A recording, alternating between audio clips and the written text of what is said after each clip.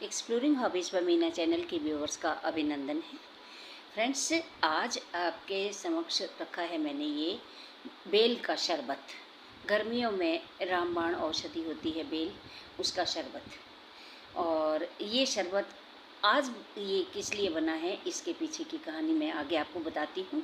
फ़िलहाल हम इसकी कार्यविधि देखते हैं कि कैसे इस तरह बनाया है। दरअसल अभी समर वैकेशंस पे बच्चे आए हुए हैं हैदराबाद से, और कविता ने ये बेल का शरबत बनाया है। तो देखिए, ये बिल्कुल सही है कि इसने बेल को तोड़ करके भिगोने के लिए भगोना की जगह जग लिया जाता तो ठीक रहता, तो भगोना लिया है और बिल्कुल परफेक्टली तोड़ा है इसने इस बेल के फल को। और अरे, ये छोटे पीसेस नहीं, बल्कि ये एक सिंगल पीस रहता तो ठीक रहता, ये छोटे पीसेस कर दिए। अब इतने सारे पीसेस इस पानी में से निकालने पड़ेंगे। और मैं जो कह रही थी जग लेती तो ठीक रहता। जग में क्या है कि पूरा बेल मतलब अच्छे से डूब जाता है, और इसको 2 से 3 घंटे अगर भिगो दिया जाए तो ये बहुत अच्छा भीग करके फूल जाता है, और बीज भी इसके थोड़े अलग अलग हो जाते हैं। तो लीजिए, इसने बेल को भिगो दिया है और ये ढक्कन लगाकर छोड़ दिया है। हमारा जाना हुआ आज एशिया के सुप्रसिद्ध मंदिर, करणी माता के मंदिर, जिसे चूहों वाला मंदिर भी कहा जाता है, वहाँ पर। और ये कविता का बहुत अच्छा आइडिया रहा कि जाते समय बेल को भिगो दिया था, और अब हम 2-2.5 घंटे के बाद जब आए हैं तो इसने कहा कि मैं बेल का शरबत बना रही हूँ। पहला ये आइडिया कि बेल का शरबत बनाना भिगो कर चली गई, और दूसरा अच्छा आइडिया ये रहा कि इसने कहा मैं वीडियो भी बना रही हूँ।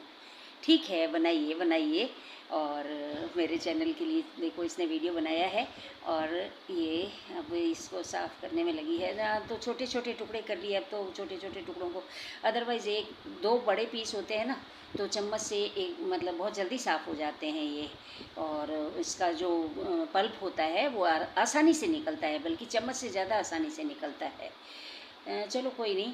और अभी गर्मी में इतना ठंडा ठंडा अच्छा बढ़िया शरबत पीने को मिलेगा, और गुणकारी तो है ही है। बेल के बारे में हम बात करें तो ये एक पवित्र पौधा होता है।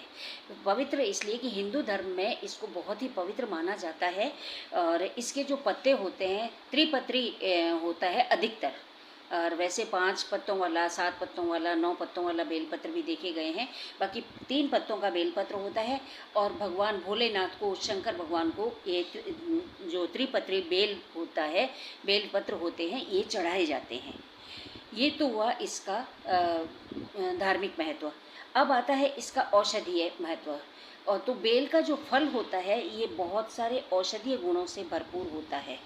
अब चाहे आयुर्वेद हो, और चाहे अब इस इतनी भयंकर गर्मी, जब राजस्थान में इतनी ज़्यादा गर्मी पड़ रही है, ऐसे समय में ही ये बेल का फल लगता है। बिल्कुल सही समय पर ये बेल का फल लगता है, और बहुत थोड़े से समय के लिए लगता है।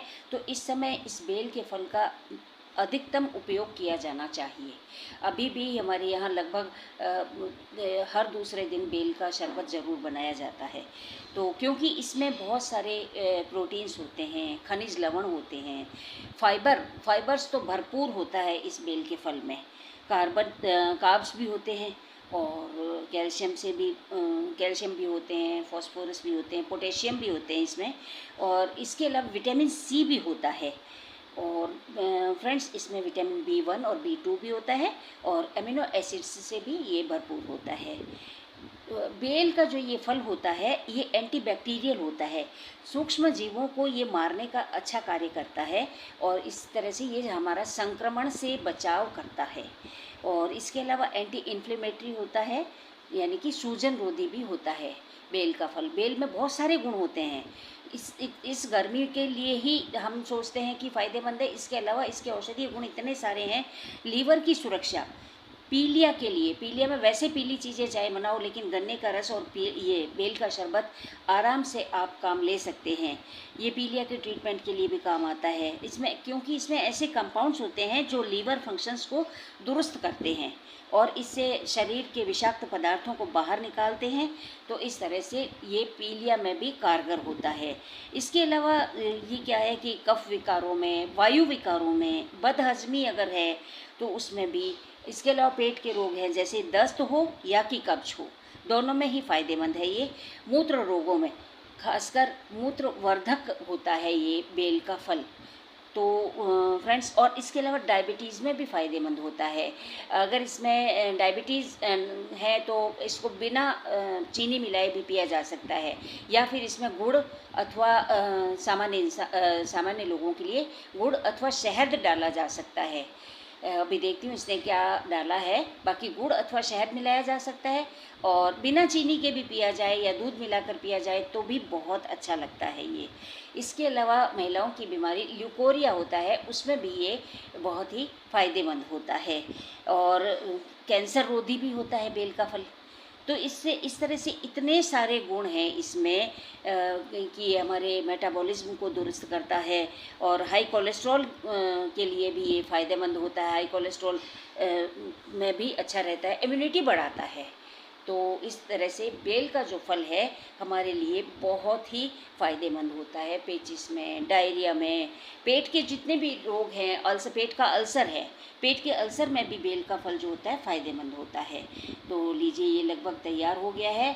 और ये चीनी कितनी ली है कैसे पता चलेगा?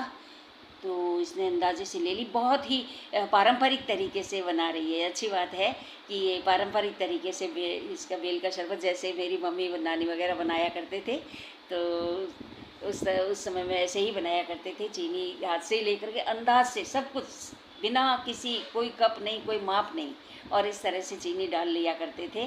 तो अब तो क्या है कि देखना पड़ता है कि कितना है क्या है। तो चलो ठीक है। और ये चीनी को घोला जा रहा है, चम्मच या थोड़ा बड़ा चम्मच करछी वगैरह ले। और यहाँ तो ब्लेंडर भी काम ले सकते हैं। वैसे अगर शुरुआत में ब्लेंडर काम लेंगे तो इसके बीज पिस जाते हैं। ये इसने बहुत अच्छा किया कि शुरुआत में ब्लेंडर नहीं, हाथ से किया, क्योंकि इसके बीज पिस जाते हैं। तो हाथ से तो नहीं, लेकिन मैशर से किया जा सकता है, और बीज नहीं पिसते। बीज पिसने से क्या कड़वा हो जाता है। और इस समय लेकिन ये ब्लेंडर से किया जा सकता है, चीनी को घोला जा सकता है, और या फिर बड़ा चम्मच लेकर के भी घोला जा सकता है। और थोड़ा सा बाकी ठीक है। बेल का शरबत ये इसका देखो तैयार हो गया है, और ठंडे पानी से तैयार किया होगा, तभी आइस का क्या नहीं, आइस वैसे भी आइस हम लोग लेते नहीं हैं गर्मी में, आइस क्यूब्स के रूप में नहीं लेते हैं, पानी ठंडा ले लेते हैं, घड़े का पानी लेते हैं, तो उसी हिसाब से बनाया होगा। अच्छी बात है। तो लीजिए, बेल का शरबत तैयार है। इतने सारे गुणों से भरपूर इस बेल का शरबत आज कविता ने बनाया है। तो आप बताइए कैसा बना, और आप भी बनाइए। गर्मियों में, इस भयंकर गर्मी में बेल का शरबत पीजिए और इसके गुणों का लाभ उठाइए। फिर मिलते हैं आपसे अगले वीडियो में। तब तक के लिए बाय।